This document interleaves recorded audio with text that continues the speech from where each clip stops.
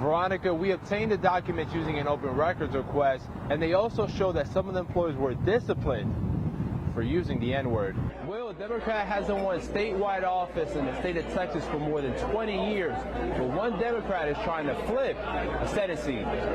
Lindsey Mitchell Butler is currently booked in the Eastern County Jail, where he then be transferred to the jail right behind me.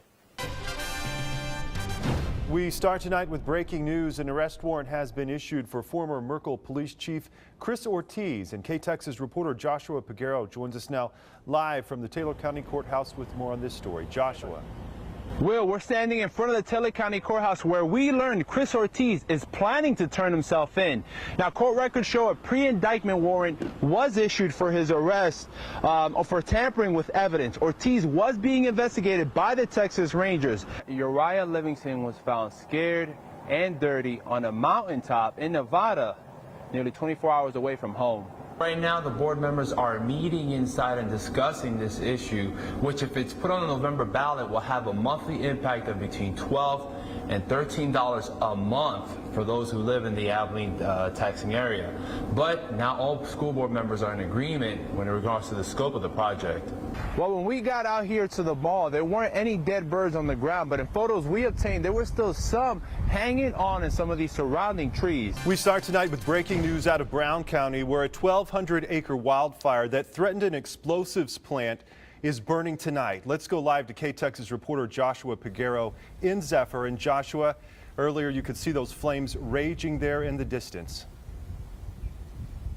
Well, we're still right in the middle of the fire. As you can see right behind me, the fire continues to rage on. You can see the smoke. We're surrounded by trees, and literally as we were coming in, we saw one tree on fire. Our photographer right here, Nick Bradshaw, is getting video of a house that burned down. As you can see, there's nothing left of this house. There's just flames and rubble.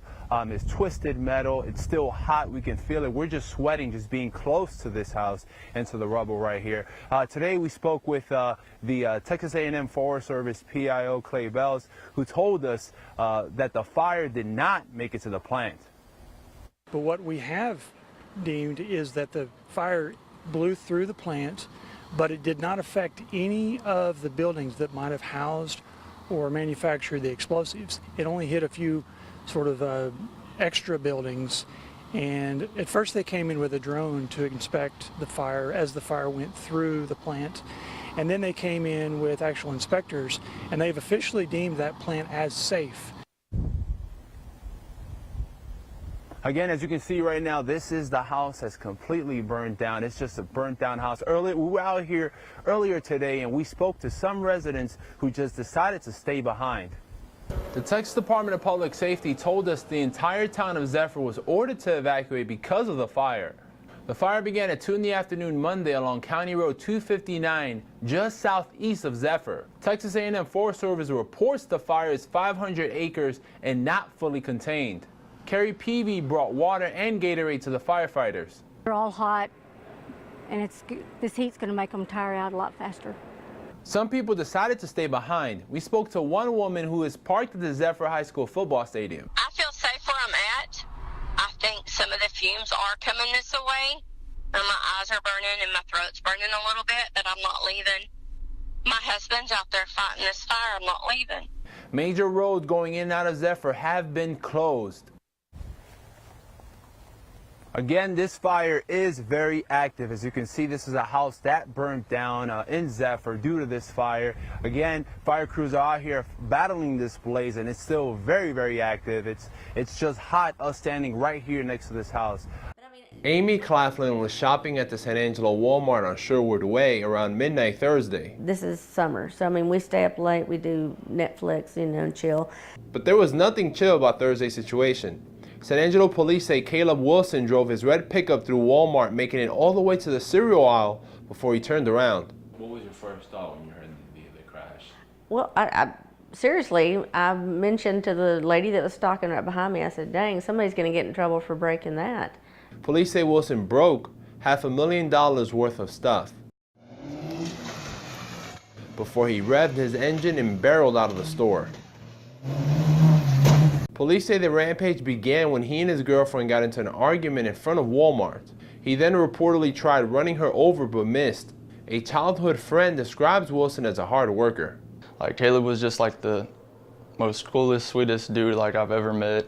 We're standing in front of the San Angelo Police Department where they tell us that Wilson was treated at the hospital and had to stay an extra day, but not for injuries caused during the crash. Police would not say how he was injured or how bad he was hurt. They told us Thursday that Wilson wasn't cooperating when he was taken into custody or at the hospital and had to be sedated. In San Angelo, Joshua Peguero, KTexas News. An explosive grand jury report released by the Pennsylvania Attorney General's office Monday accuses dozens of Catholic priests of sexual misconduct. One of those is Reverend Thomas C. Kelly.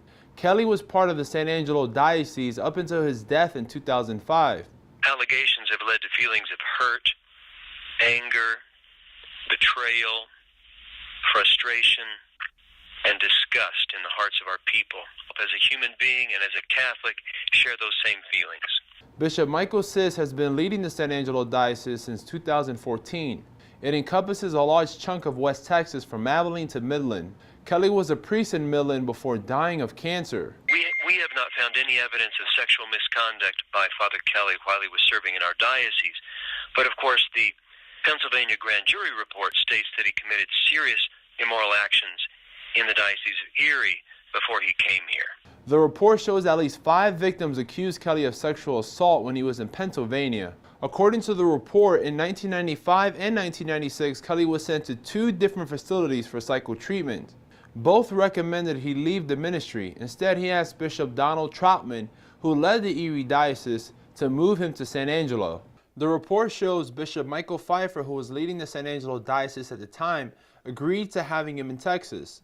Bishop Pfeiffer was defiant when we reached out to him for comments. He told KTexas he'd only comment if we spoke with Troutman, who didn't respond to our call and email. Troutman barely has granted any interviews, yet he released a statement calling the grand jury report flawed. In San Angelo, Joshua Peguero, KTexas News.